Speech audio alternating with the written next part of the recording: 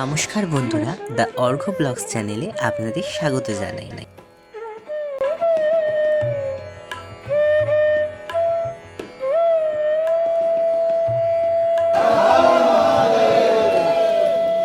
অমরনাথ যাত্রার আগের পর্বে আমরা পেহেলগাঁওতে রাত্রি স্টে করেছিলাম।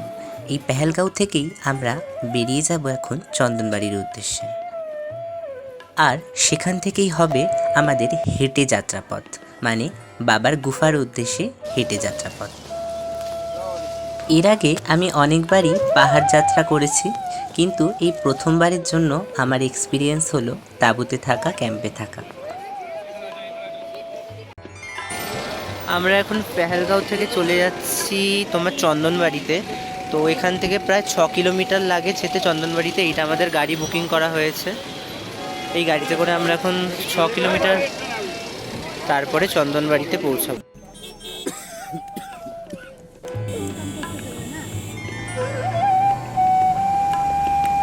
আমরা পেহেলগাঁও থেকে রওনা দিয়েছি ভোর প্রায় 4:30 সময়। গাড়িতে যেতে যেতে পাহাড়ের এই সুন্দর মনোরম পরিবেশ আমাকে বারে বারে মুগ্ধ করছিল।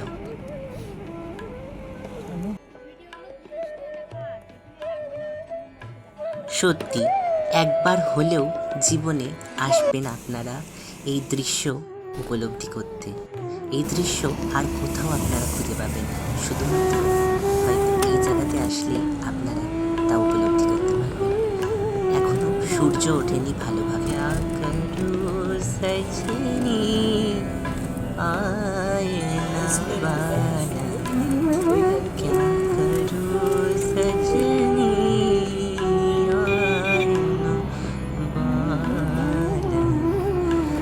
तरपतवीति मोरी तरपतवीति मोरी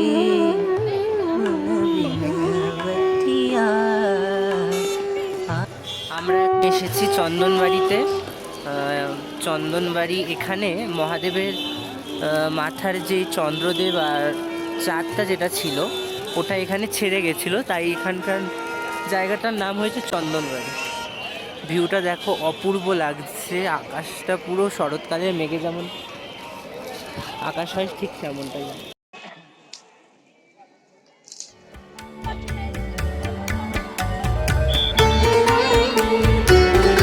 এখান থেকে আমাদের আরেকবার চেকিং করে নিতে হবে। আমাদের যে সমস্ত ব্যাগ, বেডিং, আই কার্ড সমস্তটাই এখান থেকে আরেকবার রিভিউ করে নেওয়া হবে। তারপরেই যাত্রা শুরু হবে আমাদের বাবার গুফার উদ্দেশ্যে।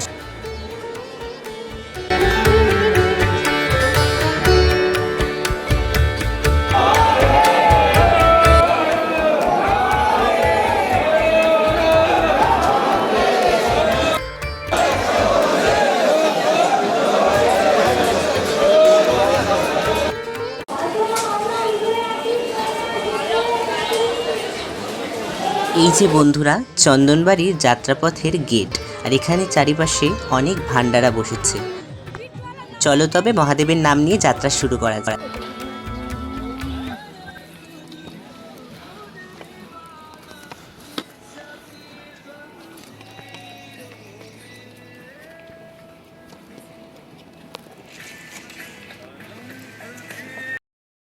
যাত্রা শুরু হয়ে প্রায় 1 কিলোমিটারের মতন পথ অতিক্রম করেছি। প্রথমেই 6 কিলোমিটার খুবই চড়া ছিল, তাই কষ্টটাও খুব হচ্ছিল। এই চড়াইটা সব থেকে বেশি চড়াই, 16 কিলোমিটারের মধ্যে যেই চড়াইটা আছে তোমার চন্দনবাড়ি থেকে শেষনাগ অবধি।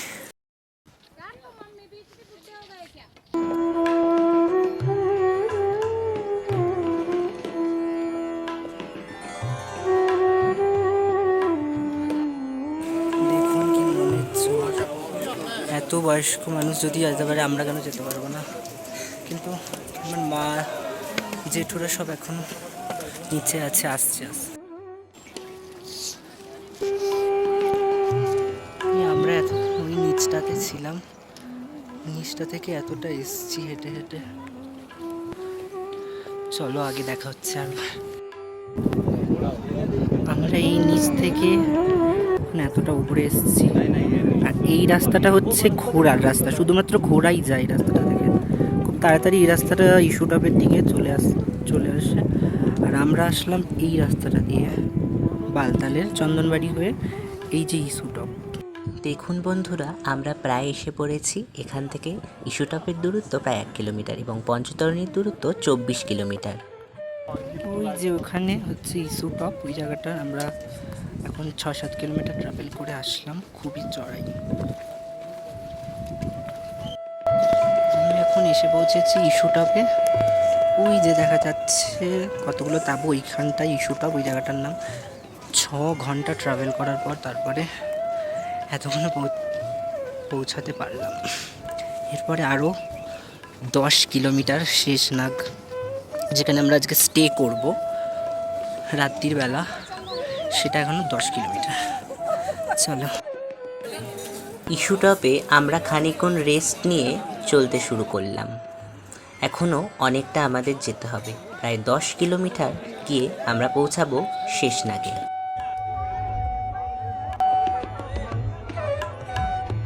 6 কিলোমিটারের অতি দুর্গম রাস্তা অতিক্রম করে আমরা এগিয়ে যাচ্ছি বাবাকে দর্শন করার উদ্দেশ্যে।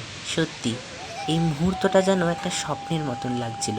স্বপ্নেও কোনোদিন ভাবতে পারিনি এরকম এক অপূর্ব জায়গায় আমি কোনোদিন আসতে পারব। যেতে যেতে হঠাৎ করে নেমে পড়ে বৃষ্টি। বৃষ্টির সঙ্গেই পড়ছিল বড় বড় শিলা এবং মাঝে মধ্যে বরফও পড়ছিল। এর মধ্যেই হেঁটে হেঁটে আমাদের চলতে হচ্ছিল। বৃষ্টির সঙ্গে সঙ্গে বরফ পড়ছে, বৃষ্টি হচ্ছে, তার উপরে বরফ। ও মাই গড, ফ্যান্টাস্টিক! ওয়াও, মোমেন্টটা দেখো সবাই, ফিল করো, বৃষ্টি তার উপরে বরফ। আমরা এখন এসেছি জ্যোতিপালে। প্রায় 10 থেকে 11 কিলোমিটার হাঁটার পর জ্যোতিপাল। এখানে প্রচণ্ড বৃষ্টি হচ্ছে আর এদিকে গ্লেশিয়ার্সটা দেখতে পাচ্ছি, অপূর্ব অপূর্ব। প্রচণ্ড বৃষ্টি হচ্ছে, যেটা এক্সপেক্ট করা ছিল যে বৃষ্টি হবে, সেই বৃষ্টিটা হচ্ছে। বৃষ্টি হলেই খুব প্রবলেম হয় আর কি।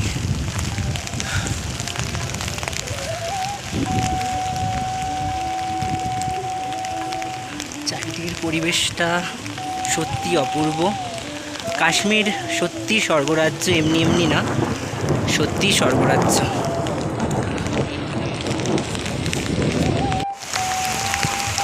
প্রচণ্ড বৃষ্টি হচ্ছে, প্রচণ্ড বৃষ্টি। আর এর মধ্যে থেকে হাঁটছি।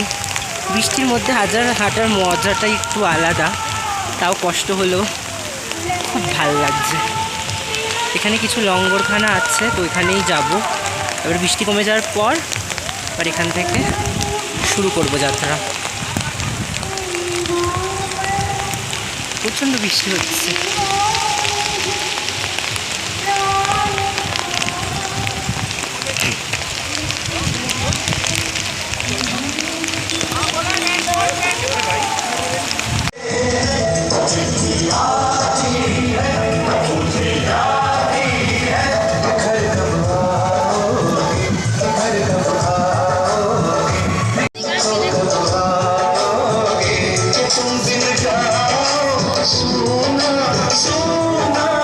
বরফ বৃষ্টি পড়ছে, দেখো শুধু বরফ।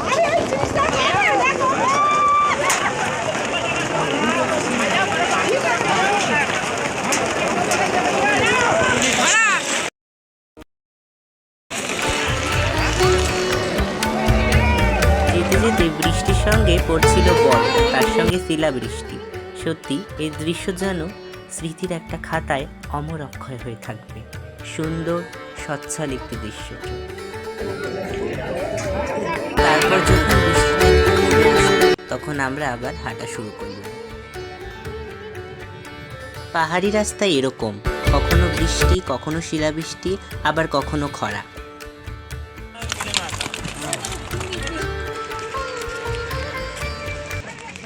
অবশেষে আর 2 কিলোমিটার।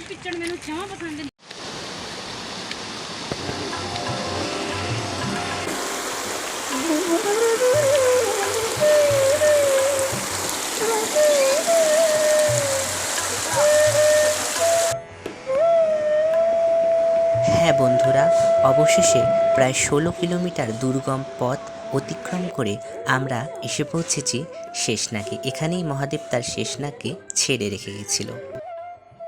এই স্থানেই মহাদেব তার শেষনাগকে ছেড়ে রেখে গেছিল যখন সে মা পার্বতীকে অমর কথা শোনাতে যাবে অমর গুফায়। বারবার প্রণাম করি ভগবান শেষনাগকে, যেন মনে হয় আজও স্বয়ং শেষনাগ এই জলধারার মধ্যে দিয়ে কোথায় যেন বসবাস করছে।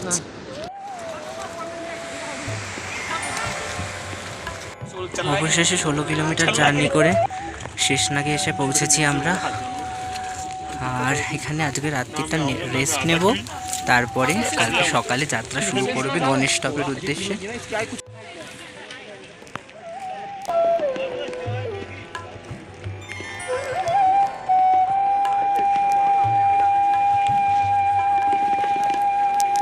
পাহাড়ের গা বেয়ে তৈরি হয়েছে অসংখ্য ছোট ছোট জলপ্রপাত, গ্লেসিয়ার।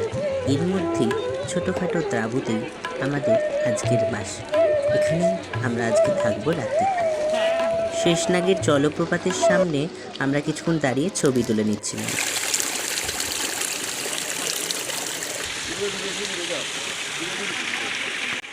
শেষনাগের জলপ্রপাতের প্রায় 1 কিলোমিটার দূরে আমাদের ক্যাম্প, যেখানে আজকের রাতটা আমরা স্টে করব।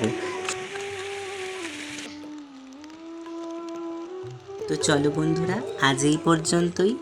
অমরনাথ যাত্রার পরবর্তী পর্বে আপনাদের সঙ্গে আবার দেখা হবে। যার আগে অবশ্যই আপনাদের মতামত কমেন্ট বক্সে জানিয়ে দেবেন এবং ভালো লাগলে চ্যানেলটি সাবস্ক্রাইব করে দেবেন। সবাইকে অনেক ধন্যবাদ ভিডিওটা পুরোপুরি দেখার জন্য। ভালো থাকবেন, সুস্থ থাকবেন।